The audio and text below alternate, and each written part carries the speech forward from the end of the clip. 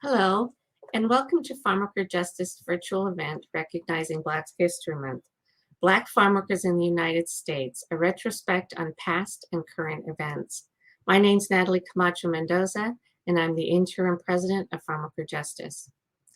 Black farmworkers are an integral part of the history of this country, and the issues they face deserve more awareness. In the United States, the history of farm labor and farm worker exclusion from employment protection dates back to the time of slavery and well after Emancipation Proclamation. Author Douglas A. Blackman wrote in his 2009 book, Slavery by Another Name, The Re-Enslavement of Black Americans from the Civil War to World War II, noted that after the Civil War, many African Americans were forced into forms of involuntary servitude with the use of legal loopholes and discriminatory policies. Some were arbitrarily charged with crimes and forced to pay fines by working in the fields. Others became sharecroppers, forced to turn over a portion of their crops for the use of the land. In other words, laws were either passed to force people to continue to work as agricultural labor, or laws were eventually passed to protect other workers, excluding those that labored in the fields, or loopholes were exploited to keep people working for low wages or in a system of involuntary servitude. In modern times, film has been an effective tool to bring awareness to the lives of farm workers. Films like journalist Edward R. Murrow's documentary Harvest of Shame educated the public about the experience of migrant farm workers in America in 1960. Today's guest has focused his camera on the current state of farm workers in America. Please join us for the next 7 minutes watching the short film Pesticide Lake, the poisoning of the workers of Apopka, Florida. The film touches on some of the health issues Black farm workers have endured in the community of Apopka and will serve as a starting point for our conversation to follow. Joining me after the film will be the director, Sanjay Rawal.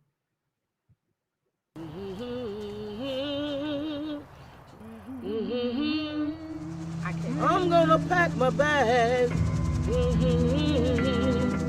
gonna be by the river. Early in the morning. Oh yeah.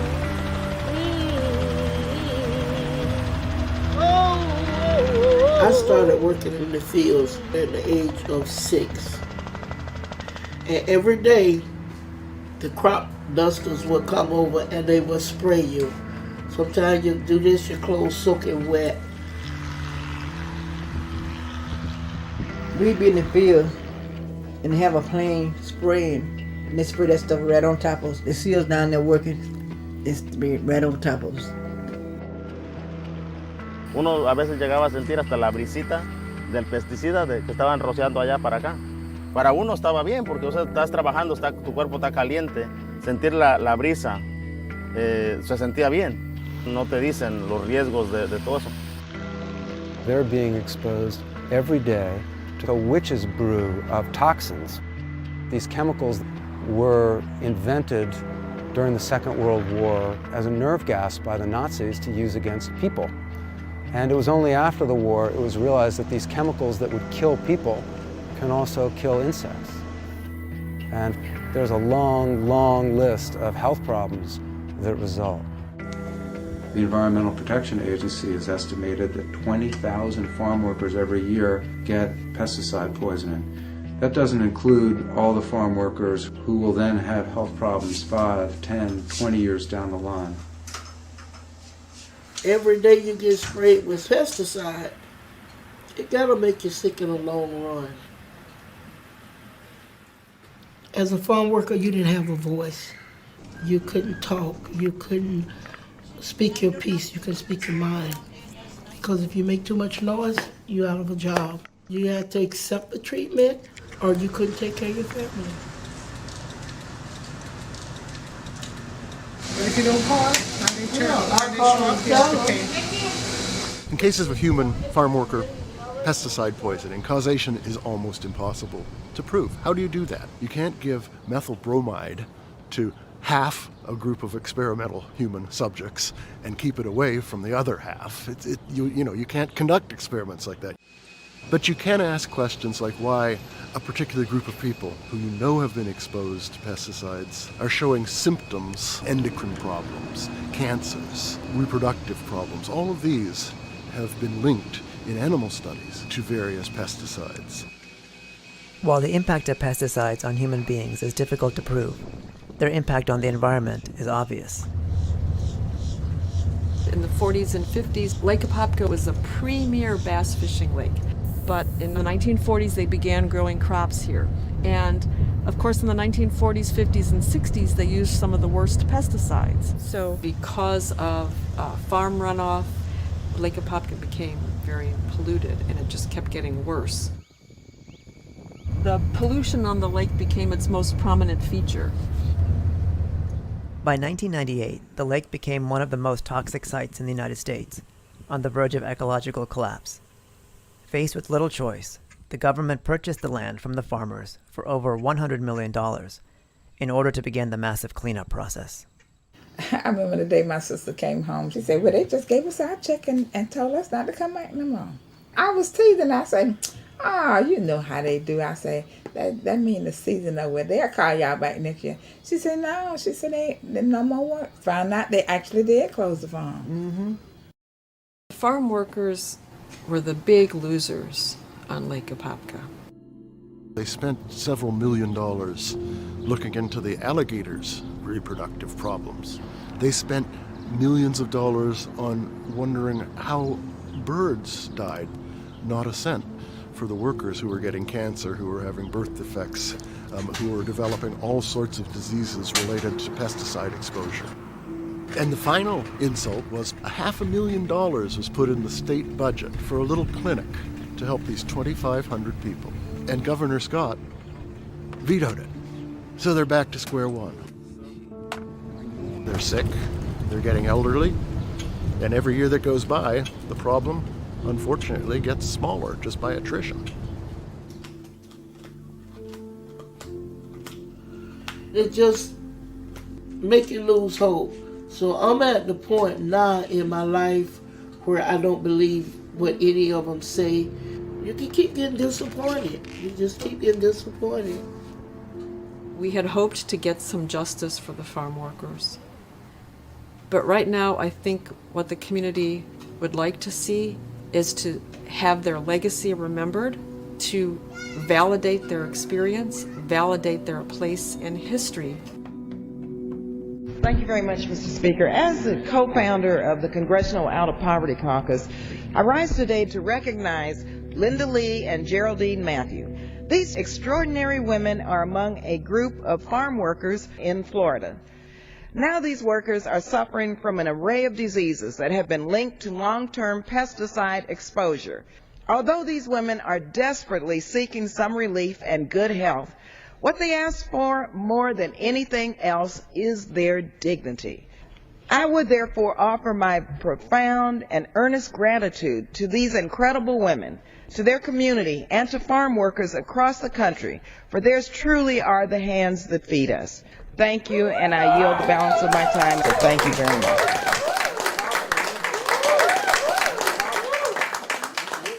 Wow. I think this is a big moment for the African American women farm workers in the state of Florida. I mean, all my life I did farm work, and I've never, ever saw a senator go after the big boys like this lady did. They know that they might not get any compensation. They might not get any help in their lifetimes, but they want to see things change for future generations. I admire them tremendously. I think Betty and Linda and Geraldine are heroes.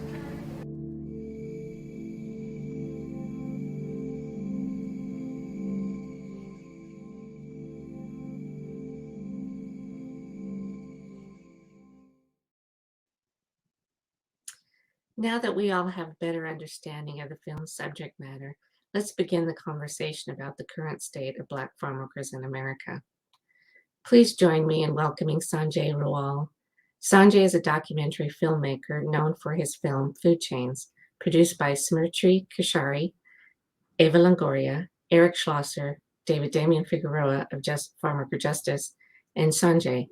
The film is narrated by Forrest Whitaker. Food Chains tackles the supply chain of farm workers to farms to supermarkets, breaking down the injustice of low wages for farm workers in the American food system. Welcome and thank you for being here, Sanjay. Thank you so much for having me here, Natalie, and thank you for all the work that you do. Thank you. So let's get started. Sanjay, can you tell us about how you came to make Pesticide Lake and the backstory behind the filming? And could you also include how the public interest nonprofit Earthjustice came to be involved in the project? Absolutely. I grew up in Northern California, in Oakland, but to a family of agricultural experts. My dad was a tomato scientist, and I found that I spent many summers of my early childhood riding my bike through rows and rows of tomatoes in the Central Valley of California. You know, as most kids do, you try to grow into a person that is entirely opposite to who your parents are. And you know, I found that I moved to New York City, and then I began working overseas. But as many of you know, that you know, it's very, very difficult to escape your roots. And I found myself actually working on agricultural human rights issues overseas. And at that time, my dad sent me a book called Tomatoland by Barry Estabrook, which chronicled the abuses then in the fields of Florida. And it introduced me to the workers that you guys just saw in the film Pesticide Lake. It also introduced me to the coalition of Immokalee workers who are the main subjects of the feature-length film Food Chains. We began filming in earnest in the summer of 2011 and began filming farm workers in California, Arizona, the South, and ended up in Florida, where we met these three very, very inspiring women. Food Chains was released in 2014, but unfortunately, these three ladies their stories were so powerful, but they didn't actually work within the overall context of the film Food Chains. So with Earthjustice, we found an opportunity to create a short 7-minute film, which everyone just saw, and release that independently in 2015. Thank you for that overview and for putting that all into context for us and telling us a little bit about your history. Since making the film, have you seen any changes or progress in the communities that you featured? Yes. In the case of the Coalition of Immokalee Workers, their campaign for fair food involved getting large buyers of tomatoes to pay an extra penny per pound. And that penny would be funneled through the supply chain directly into the workers' pockets, thereby doubling the wages of field workers.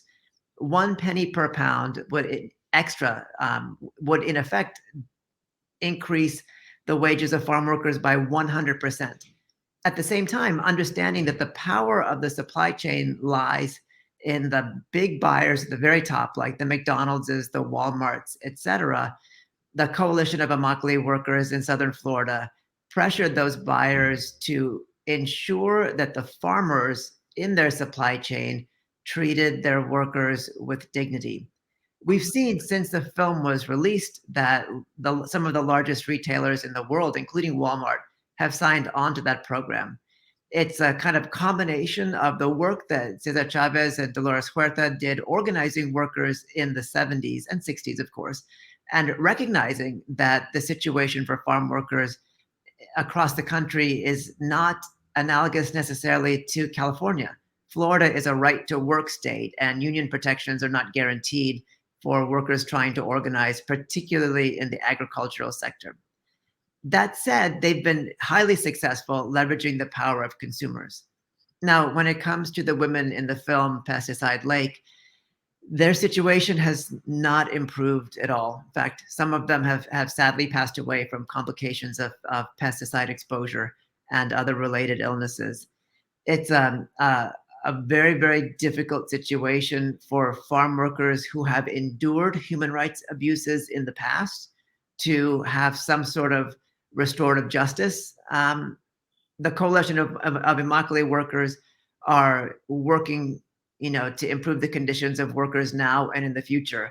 Because looking at the past, the legal, conundrums, the inability to seek justice and to prove justice, as Barry Estabrook, the author, had noted in the short film Pesticide Lake, is a huge and often insurmountable barrier for people trying to seek compensation or seek some sort of financial assistance for the amount of abuse they endured.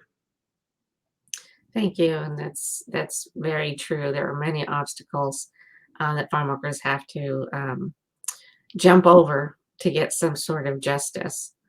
To give us some more insight into the food systems, we're going to play a clip from your film, Food Chains.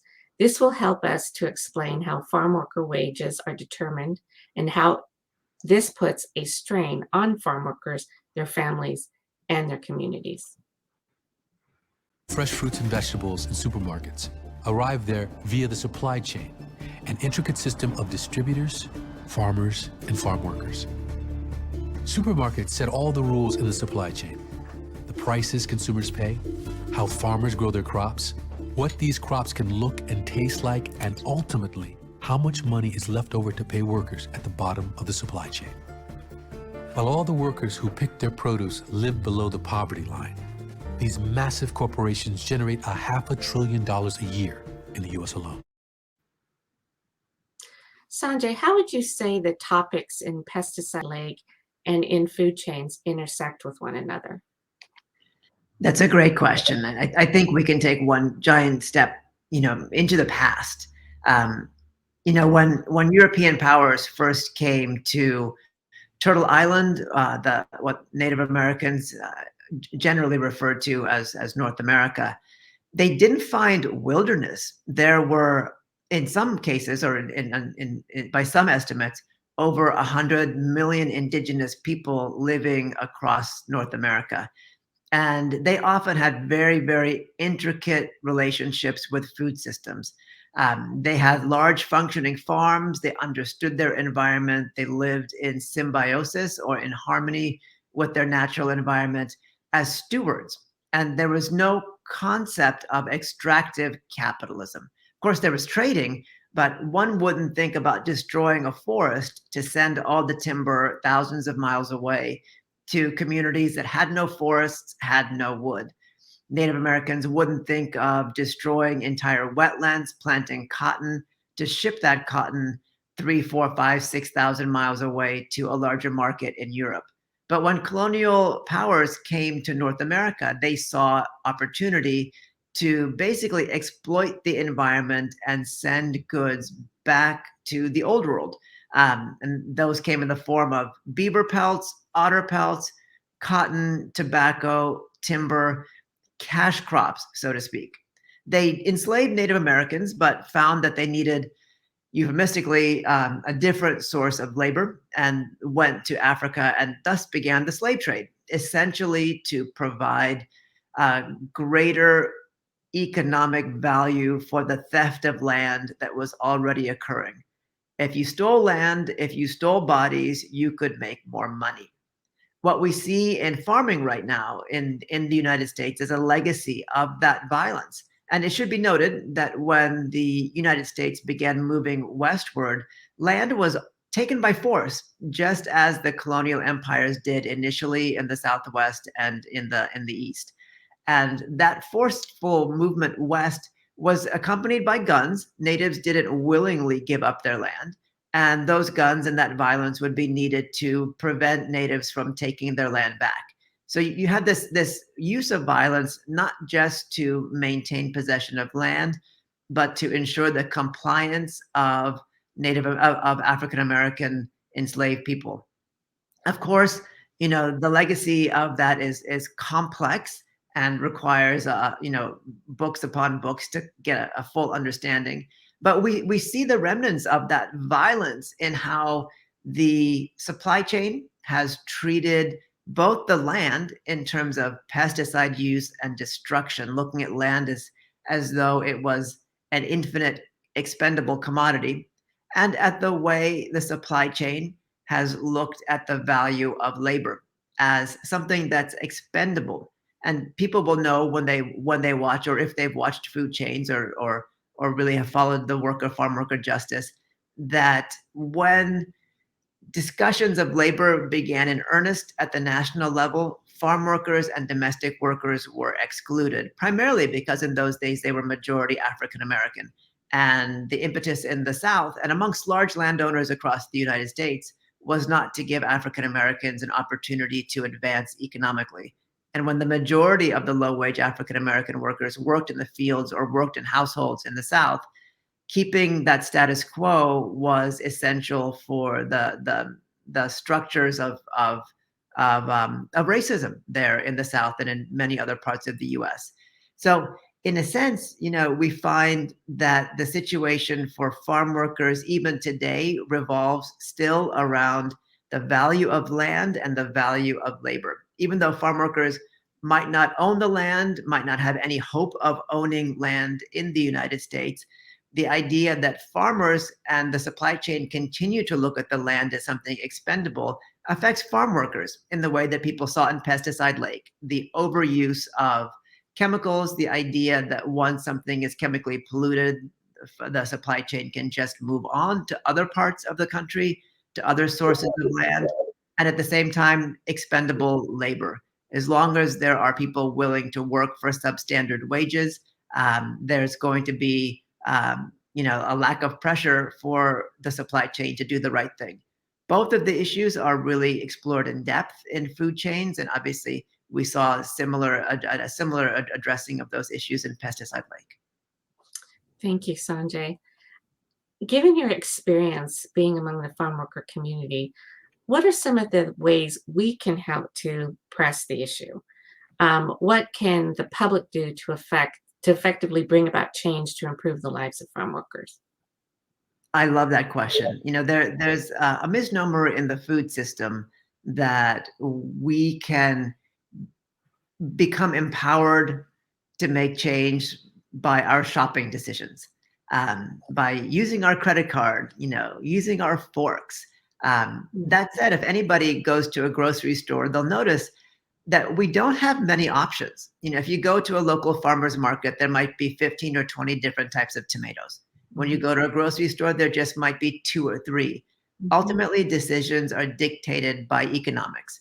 And the idea of supporting labor has not really gained ground within the realm of consumerism. It's very, very difficult to go into a grocery store and ask if a carrot or a head of lettuce was picked by someone who received a living wage. In fact, in 99.9% of the cases, the people who picked that food did not receive a living wage. And so there's no real incentive for the supply chain, for the grocery store system to really begin to market fair labor goods. That said, as residents, as citizens of the United States, we have a different set of powers. We have the ability to choose representatives that care about the issues that we care about.